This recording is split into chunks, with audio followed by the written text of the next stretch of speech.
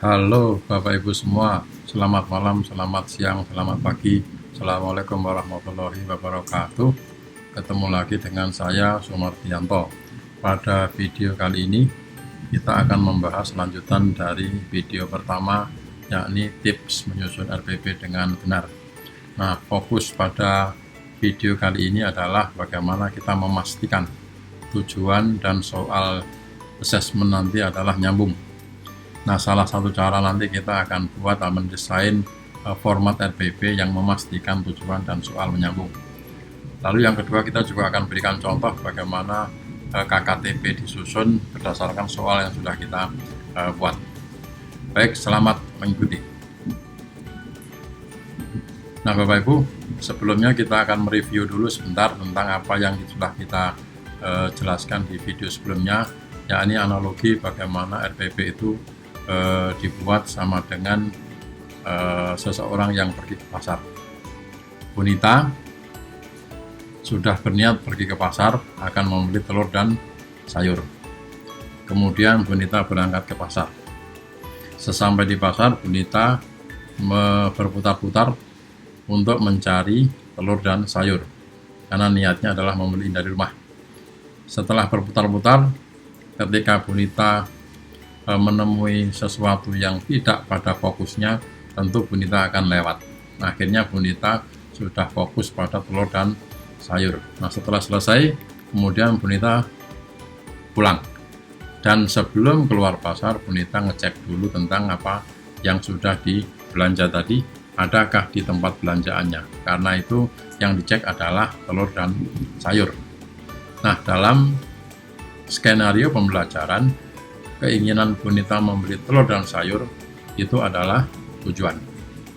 Kemudian cara mencari belanjaan atau cara mencapai tujuan tadi dalam pembelajaran namanya langkah-langkah pembelajaran. Kemudian kegiatan ngecek memastikan bahwa niatnya tadi sudah terbeli, dalam pembelajaran namanya penilaian. Jadi tujuan, pelangkah, dan penilaian adalah satu paket kegiatan yang tidak boleh terlewatkan dalam setiap pembelajaran. Jadi sekali lagi, ketika langkah ini harus ada di setiap pertemuan.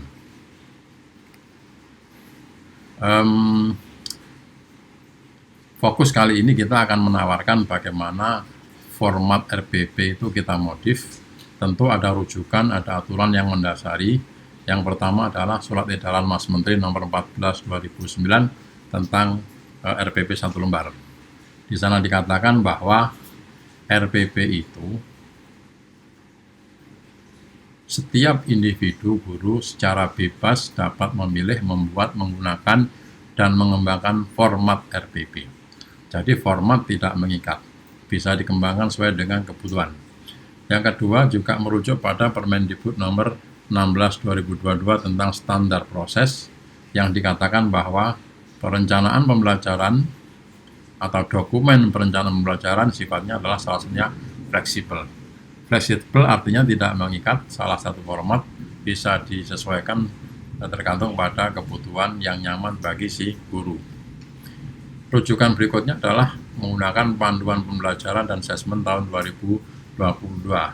Ini terkait dengan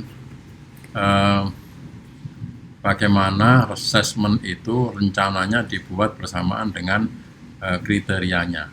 Jadi pada aturan ini disebutkan bahwa rencana assessment perlu disertakan dalam perencanaan pembelajaran.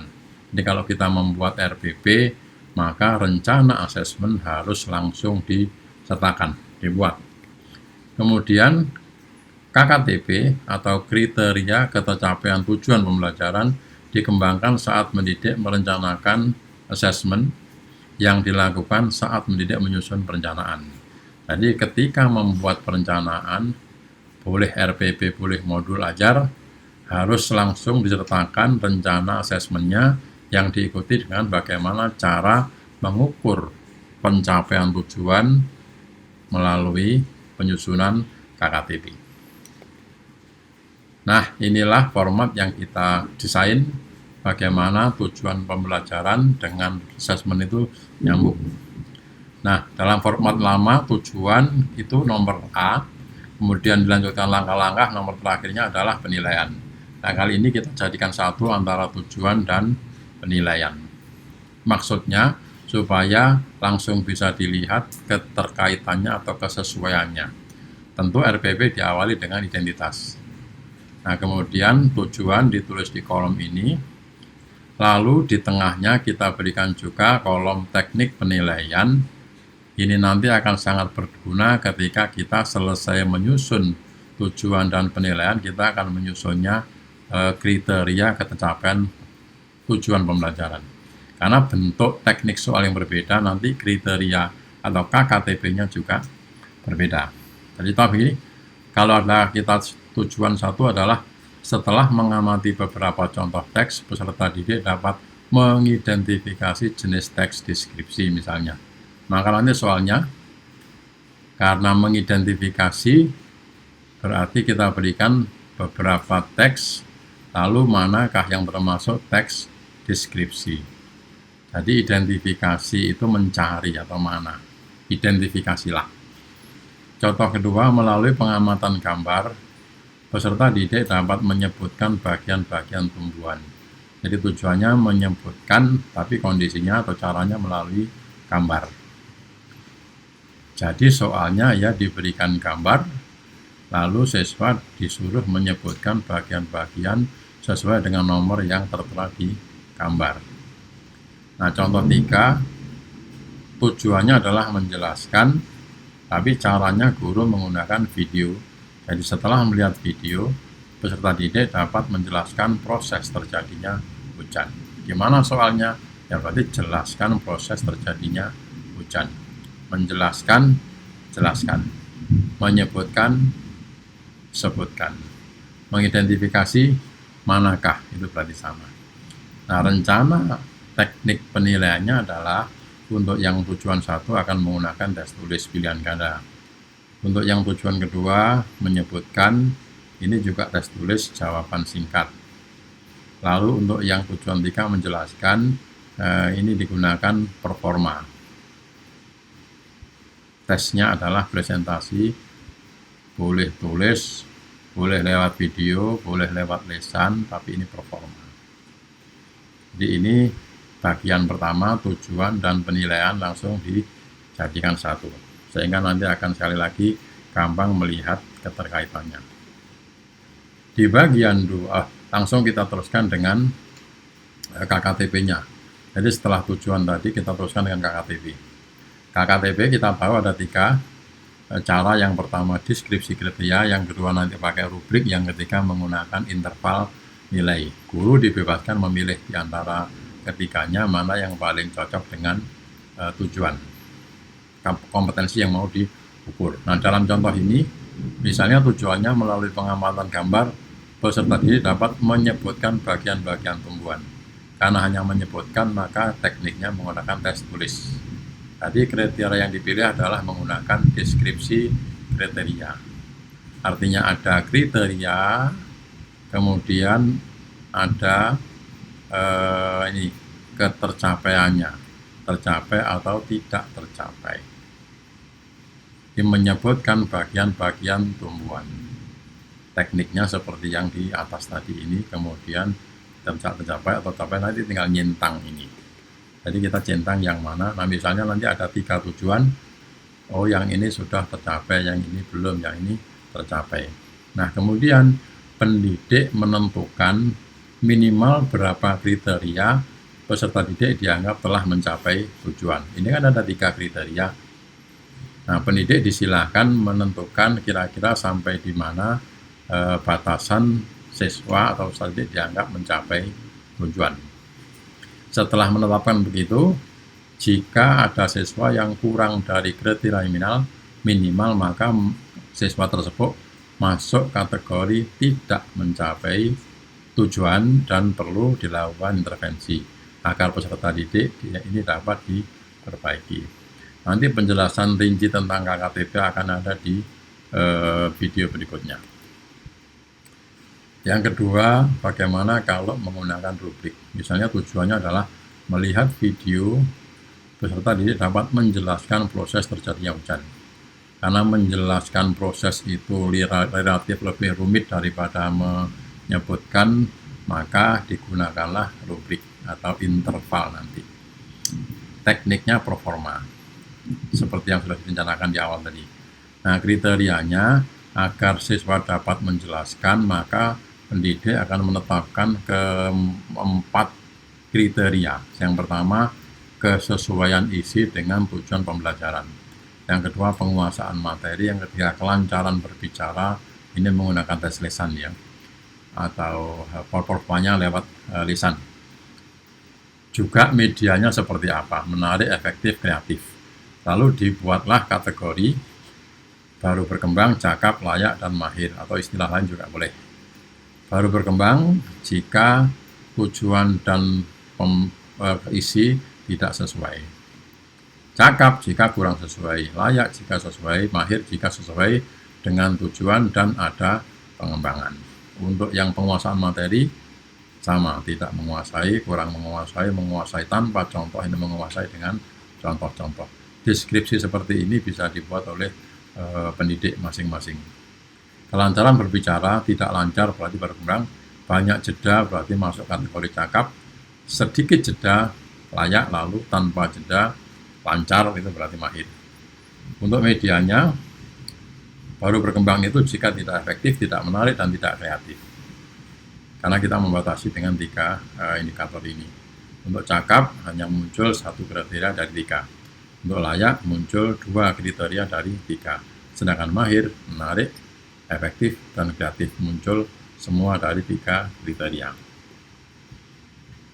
Yang ketiga, bagaimana KKTP menggunakan interval nilai. Interval nilai itu bisa didapat dari tes maupun dari rubrik. Nah, jika dari tes, pertama, pendidik harus menentukan interval nilai dan tindak lanjutnya. Misalnya seperti ini. Jadi ini intervalnya, kemudian ini tindak lanjutnya. Lalu setelah melakukan tes dan dinilai, maka hasilnya tinggal membandingkan dengan ini. Peserta didik mendapat nilai berapa, maka dalam interval yang mana, kemudian tindak lanjutnya apa. 0 sampai 40% berarti belum mencapai 4160, belum mencapai ketuntasan, ada remedi di sebagian beberapa kelurahan. Ini seluruh di bagian perlu remedi atau intervensi. 61 sampai 80% berarti sudah mencapai ketuntasan dan tidak perlu remedi. Yang 81 sampai 100 sudah mencapai ketuntasan, perlu pengayaan atau tantangan lebih pada tujuan pembelajaran berikutnya. Ini jika menggunakan tes. Kalau menggunakan rubrik, itu biasanya tujuan yang memang lebih kompleks. Ini di contoh ada menjelaskan proses terjadinya hujan. Jadi rubriknya tadi sudah kita buat seperti di luar tadi, maka nanti akan ada kurang, cukup, baik, amat baik. Ini isinya sama dengan deskripsi yang di depan tadi. Ini untuk yang kriteria, menggunakan interval nilai. Sama nanti ini setelah itu pendidik akan memberi centang-centang pada kriteria tujuan yang sudah ditetapkan di sini. Lalu nilainya tinggal menghitung. Misalnya seperti ini ada 3 tujuan, yang baik itu 2, yang amat baik itu 1, dan masing-masing ada 1, 2, 3, 4, maka nilainya adalah skor perolehan dibagi skor maksimal kali 100. Jadi kalau seperti ini, skornya adalah berapa ini? 3 ditambah 4 ditambah 3, jadi dulu berapa ini? 10 dibagi 12, maka ketemu nilainya 83. 83 berarti masuk kategori sudah mencapai ketuntasan, perlu pengayaan atau tantangan. Nah, bagian B tadi, bagian A adalah penilaian tujuan dan penilaian. Bagian B-nya langkah-langkah pembelajaran. Pada langkah-langkah kita buat 3 kolom. Kolom pertama itu kegiatan, kolom kedua adalah media yang dipakai atau diperlukan, kemudian ini waktu yang direncanakan. Setiap kegiatan pembelajaran itu sintaksnya ya ada pendahuluan, ada inti, dan ada penutup. Ini hanya sekedar contoh, karena pembahasan langkah-langkah pembelajaran tersendiri juga akan kita jelaskan atau kita bahas di video selanjutnya. Jadi misalnya pendahuluan, salam dan berdoa tanpa media, menyampaikan tujuan dan overview materi menggunakan PPT atau mind map, waktunya 5 menit, dan seterusnya. Untuk yang inti, misalnya melihat video untuk menemukan alasan terjadinya banjir, jadi ada link video yang harus disiapkan, waktunya mungkin 5 menit. Kemudian membahas jawaban untuk dikonfirmasi dengan kunci jawaban. Medianya PPT, waktunya 10 menit. Pada kegiatan penutup, misalnya membuat kesimpulan, lalu memberi PR, kemudian menyampaikan materi pertemuan berikutnya, dan seterusnya. Tergantung pada kreativitas pendidik. Ini materinya, ini pendidikannya, dan ini waktunya. Sekali lagi, ini hanya contoh. Nah, di bagian C adalah lampiran. Lampiran adalah hal-hal yang diperlukan untuk dilampirkan dalam RPP supaya tidak penuh di halaman depan, sehingga perlu disiapkan tersendiri. Misalnya di sini adalah LKPD, kemudian mungkin materi pokok atau rangkuman materi, mungkin lembar soal dan sebagainya. Ini pada bagian terakhir. Nah, sehingga kalau dibuat model formatnya, rangkumannya adalah pertama identitas seperti ini, kemudian dibagi 3 bagian, dan di bagian A tujuan pembelajaran dan rencana asesmen yang kemudian diikuti oleh kriteria ketetapan tujuan pembelajaran, bagian B langkah pembelajaran, dan bagian C lampiran. Nah, pada tujuan kita buat 3 kolom, tujuan, teknik, asesmen, dan soalnya. Dan pada kegiatan ada 3 kolom juga, kegiatan, media, dan waktu. Baru di bawah adalah ini. Jadi ini bagaimana RPP itu didesain untuk memastikan bahwa soal dan tujuan itu akan nyambung. Terima kasih, mudah-mudahan membantu. Sampai ketemu di video berikutnya. Assalamualaikum warahmatullahi wabarakatuh.